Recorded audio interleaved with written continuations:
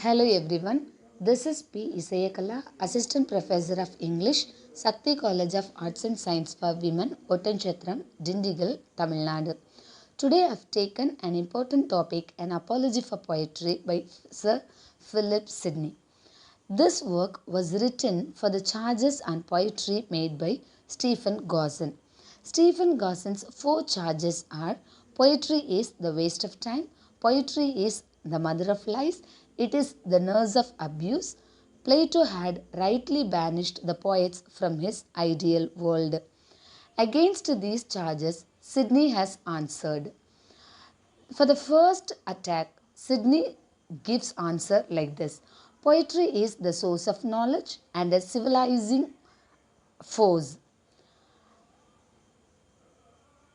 Sidney says that no learning is so good as poetry, which teaches and moves to virtue, and that nothing can both teach and amuse so much as poetry does.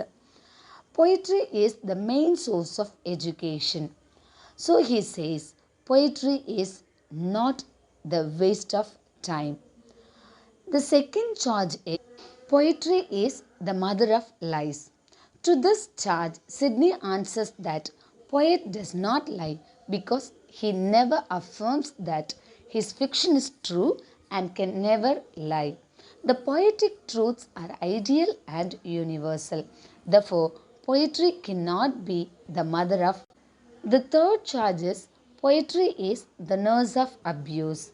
Sidney actually rejects that poetry is the source of abuses. To him, it is people who abuses poetry, not the poetry itself. Abuses are more nursed by philosophy and history than poetry. He says by describing battles, bloodshed, violence, etc. On the contrary, poetry helps to maintain morality and peace by avoiding such violence and bloodsheds. Moreover, it brings light to knowledge. And the fourth charge is, Plato had rightly banished the poets from his ideal world.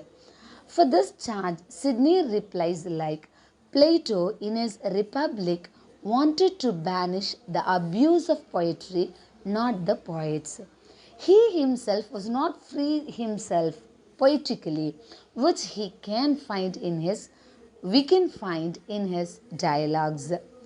Plato never says that all poets should be banished. He called for banishing only those poets who are inferior and unable to instruct the children. So, in this way, Sidney defines all the charges against poetry and stands for the sake of universal and timeless quality of poetry, making us know why the poets are universal genius. Thank you.